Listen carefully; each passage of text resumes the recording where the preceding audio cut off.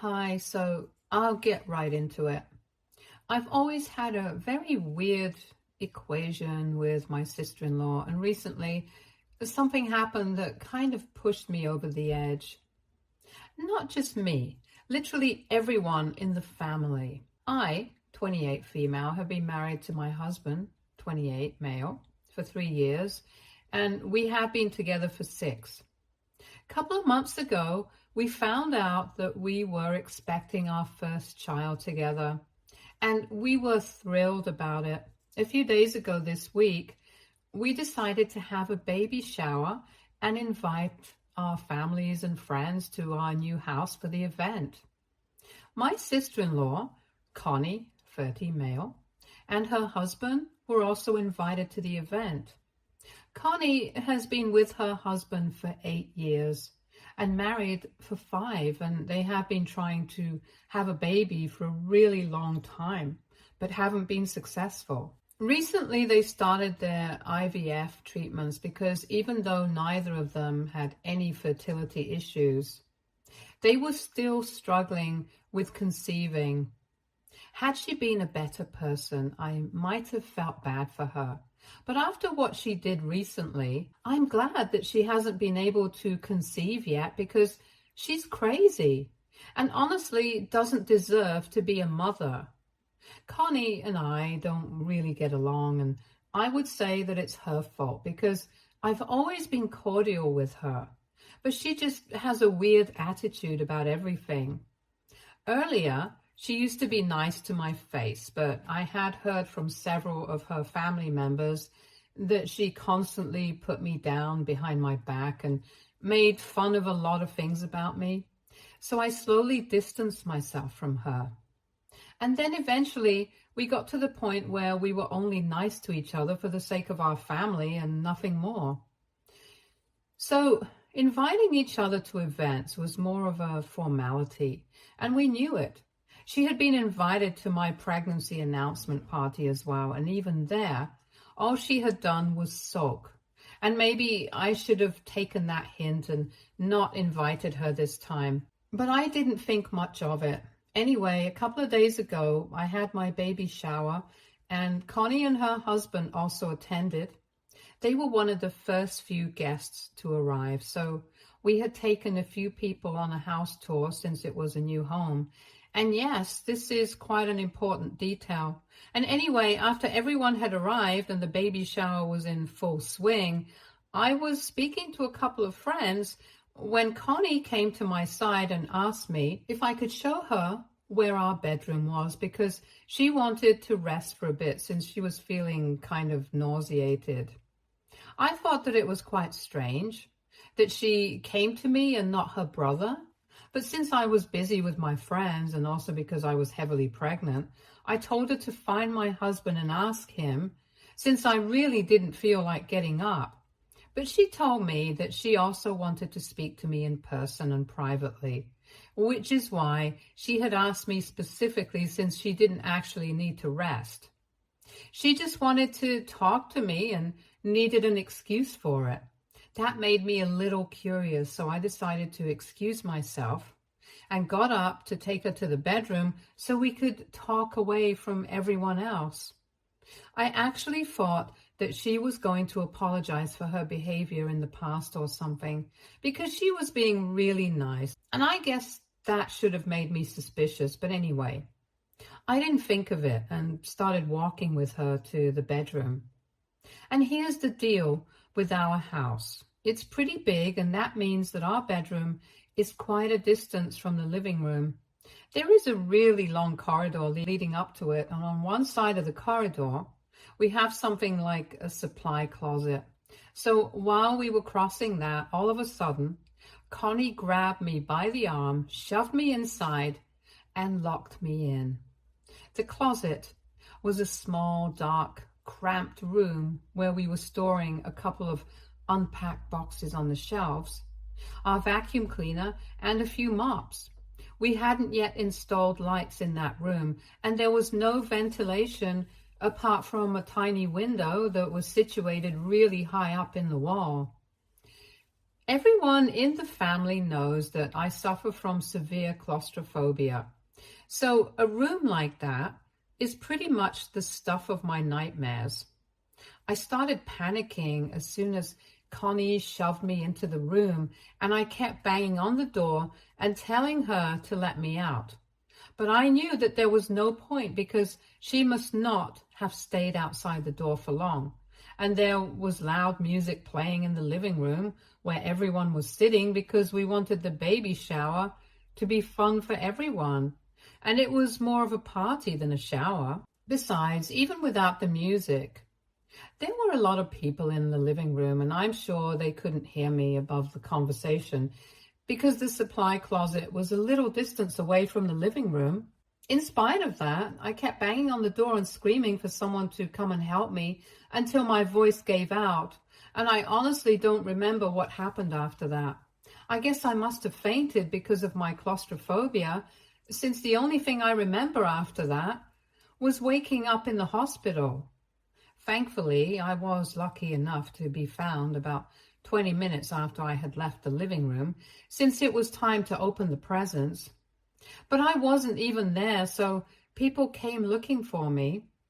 Apparently, after Connie had returned to the living room without me, she had told my friends that I needed to rest for a bit, and that's why I had chosen to stay in the bedroom and had sent her back to tell them. A pregnant woman choosing to take some time away from a party so she could rest wasn't all that strange. So nobody raised any questions because what Connie had done was so absurd. It hadn't even occurred to anybody that she might have been lying. And then eventually, when it was time to open the presents, people started looking for me, and my husband started panicking when he realized that I wasn't in the bedroom like Connie had said. He had the good sense to check the supply closet, and there he found me on the floor, unconscious.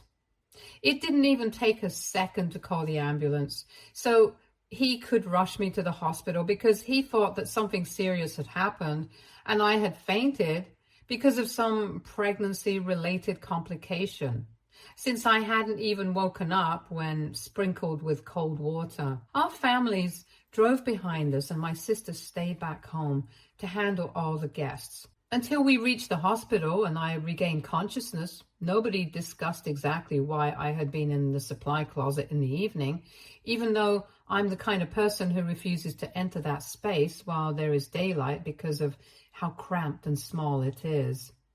I remained unconscious for about 10 minutes, and when I woke up in the hospital, which is luckily just a few minutes away from our home, they ran some tests and stuff before telling my family that there was nothing they needed to be worried about.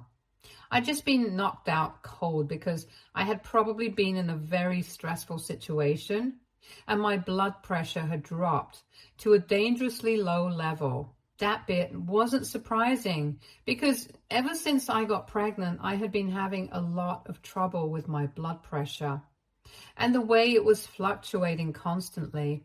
And I guess the claustrophobia and the panic attack must have triggered me somehow, which is why I ended up fainting and remaining unconscious for 10 whole minutes. After I came to my senses, they took me home, and my sister made sure that all the guests were served food and told them that I was completely fine so that they wouldn't worry. Once I had come back home, nobody was in the mood to have fun anymore. So everyone went back home, and it was just me and our families who stayed so we could get to the bottom of what had happened. I felt exhausted. So even though I remembered exactly what had happened, I was in no mood to relive it, and I just wanted everyone to leave so I could go to sleep. But luckily for me, my friends who had been speaking to me before I left the room with Connie had heard the conversation between me and her, and they knew that it was Connie who had taken me out of the living room so we could go to the bedroom.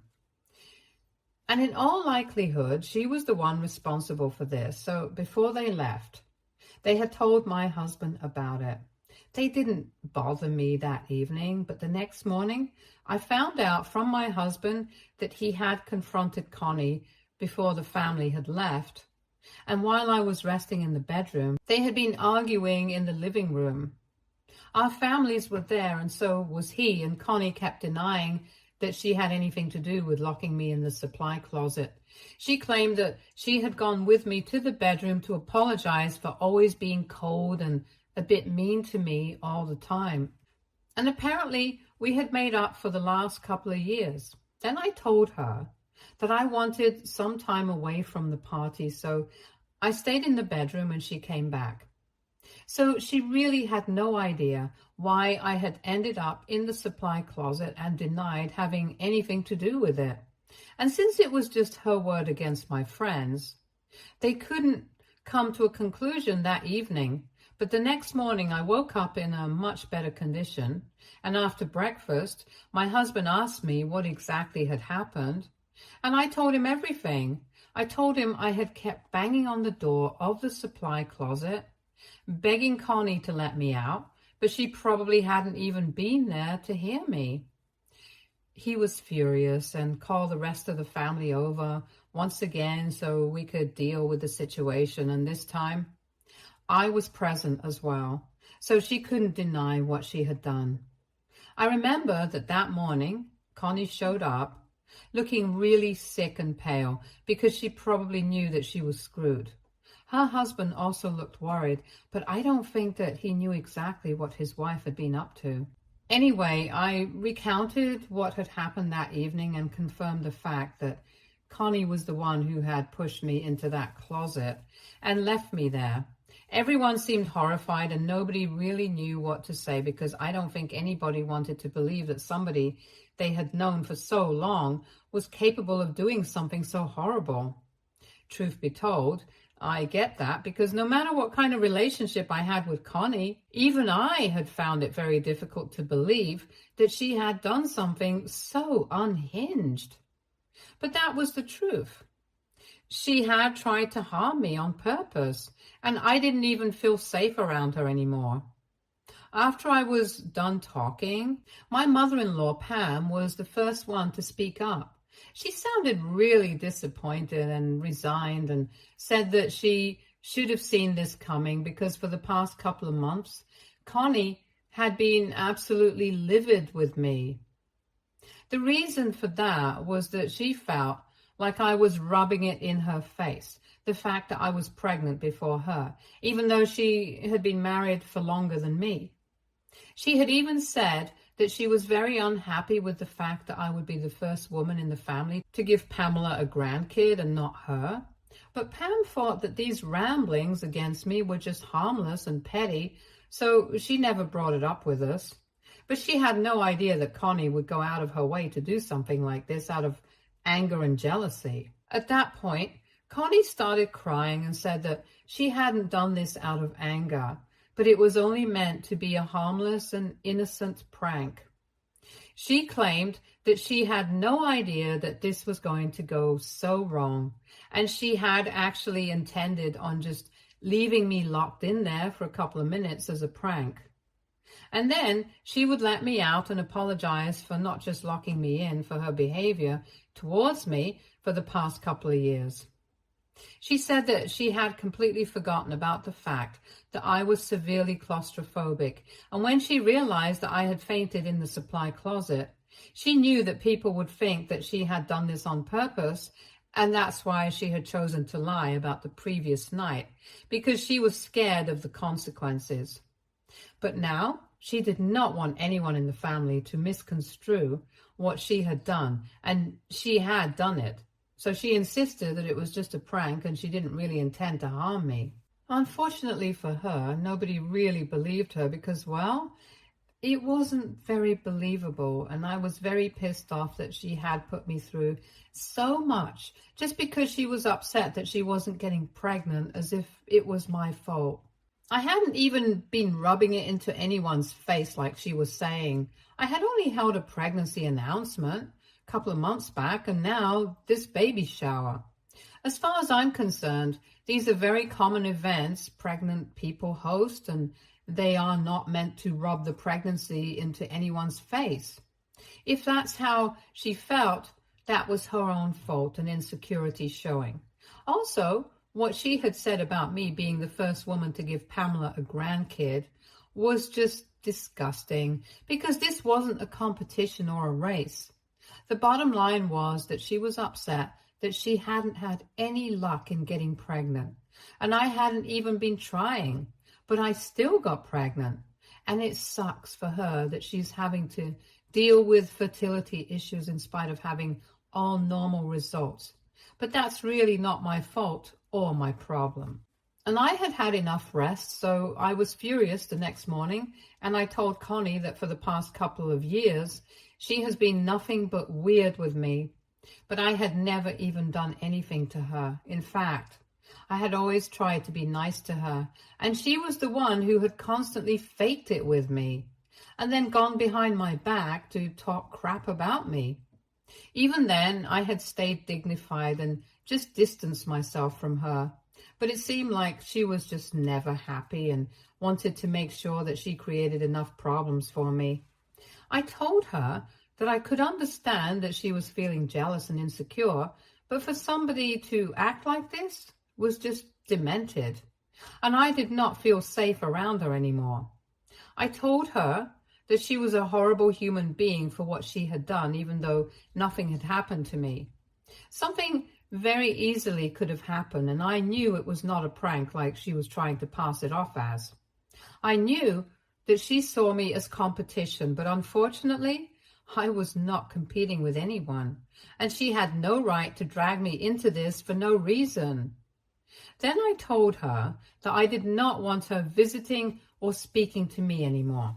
And then I turned to everybody else and said that if they spoke to her again, then I would not speak to them. So it was either going to be her or me. And that's when Connie started protesting, saying that I had no right to do that, especially when she had just been playing a prank. I could see that both she and her husband were actually worried, but I had said whatever I had to say, and they could go on screaming, but it didn't matter, since I knew that the rest of the family was also going to agree with me. Eventually, Connie got way too loud, and my mother-in-law had to step in. She told Connie to stay quiet because this was just a consequence of her own actions, and she had lost the right to protest against it. And then she said something that shocked us all. She backed me up and told me that I was right. It wouldn't be possible to look at Connie the same way because what had happened was just insane, and nobody was going to believe her claim of it only being a prank. Then she went on to say that she was cutting Connie out of her life for now, and maybe in the future they would be able to make up, but right now she didn't want anything to do with her. And that also meant that she was no longer going to be paying for the IVF treatments. So they would have to look for some other way to deal with it. My father-in-law, who is a generally quiet man and mostly lets Pamela do all the talking, also agreed with this, and I'm not even exaggerating. Connie and her husband literally erupted at that point. They started screaming at Connie's parents and said that they couldn't do this since everyone knew that they were really desperate to start a family and they couldn't afford the IVF treatments along with everything else that was going on. So Connie's parents had been their only hope. For context, my in-laws are quite rich, but Connie's husband's parents aren't exactly on the same level, so they couldn't have approached them for help. Connie and her husband have just started a new business. It's barely been a few months, so they haven't managed to break yet, which is probably why they were relying on Connie's parents for the money for the treatments. We didn't know about that before it was brought up by them, and it was a huge deal that they were backing out of it since Connie had been pretty desperate to have a baby. When Connie and her husband started screaming hysterically, Pam stood her ground and said that given her current state of mind and the way she was behaving, she thought it was best for her not to have a baby right now, and I couldn't agree more. Nobody had anything to say, and Connie just broke down and kind of just fell to the floor while crying, and it was pretty pathetic to see her like that. But I wasn't going to go back on my word. She continued to sob on the floor for about 5 minutes, and nobody said anything during that time.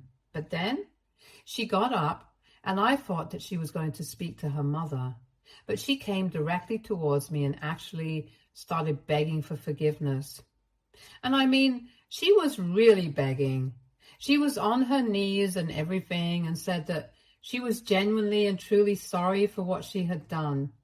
But she knew that I could make this right by speaking to Pam, and I just had to do it.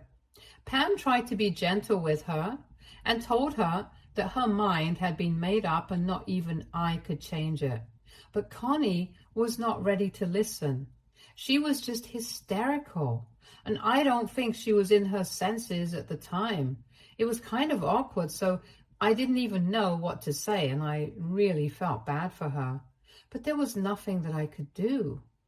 After a while, her husband grabbed her and got her to stand back up, and while she was still crying, he walked out with her and left us all still trying to process what had happened.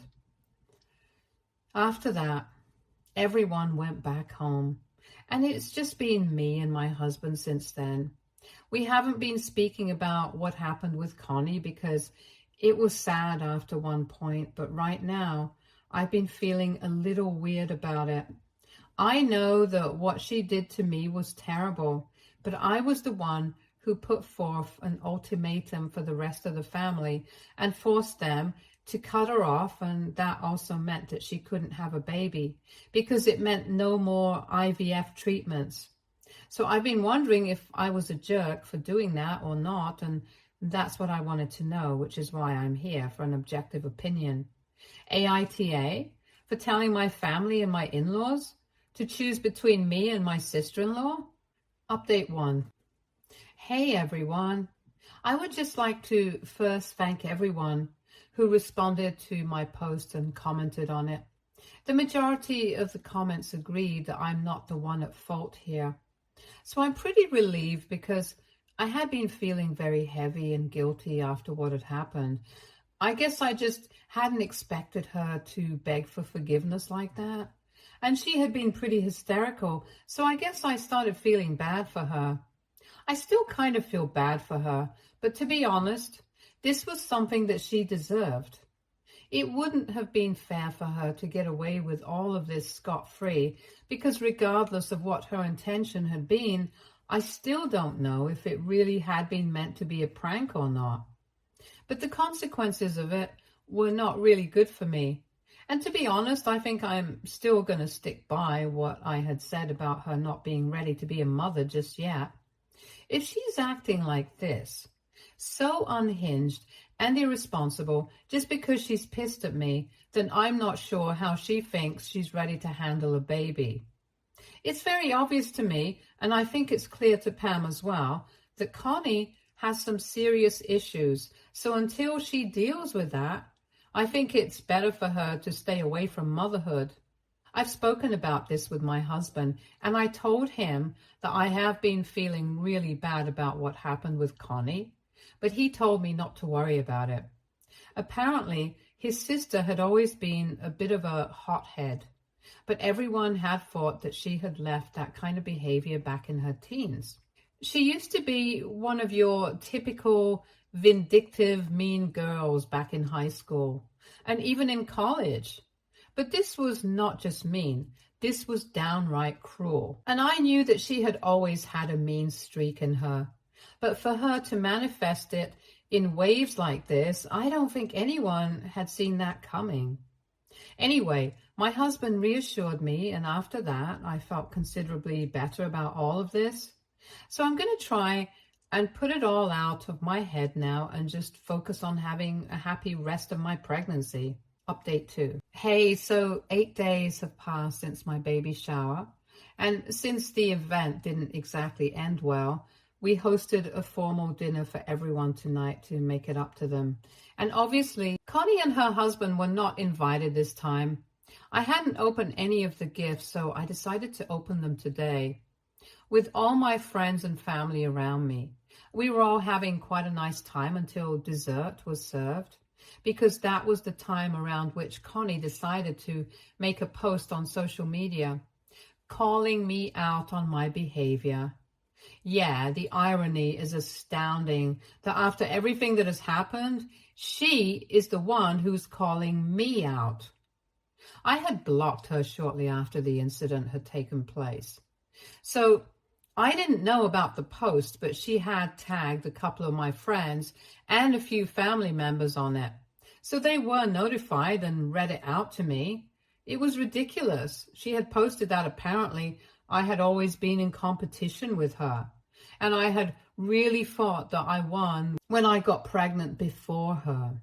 And she acknowledged the fact that she had lost her temper a couple of days back during my baby shower and had locked me in the closet. But my way of retaliation has been a lot more severe than what she had done. She posted that I had forced her family to cut her off and made sure that she wouldn't be able to get pregnant by convincing her mother not to contribute to her IVF treatments anymore. But unfortunately, my plan was not going to work because they had decided to pay for the IVF treatment themselves, and they were definitely going to have a baby. So the rest of the family could cut her off, but it was not going to make a difference to her because she was determined to become a mother and start her own family. And that family would be far better than the one she was born into. Since apparently both her family were too busy sucking up to me instead of looking after the only daughter that they had, I tried really hard to feel offended at that post, but honestly, it was just such a huge joke that I ended up laughing at it, and everyone else followed me. So we brushed it off as a big joke and didn't even talk about it because I wasn't going to let Connie ruin an event for me a second time. I'm pretty sure that she had picked this day on purpose as well to make that post because she wanted to gain sympathy and attention. But unfortunately, nobody really has any of that to spare for her. Not after what she has done, at least. Update 3. Hey, so I have great news for everyone. I recently gave birth to a really beautiful, healthy baby girl. She is 6 weeks old now, and I already love her more than anything in this world. In fact, my husband and I are already fighting over who loves her more, but we know for a fact that we love her the most.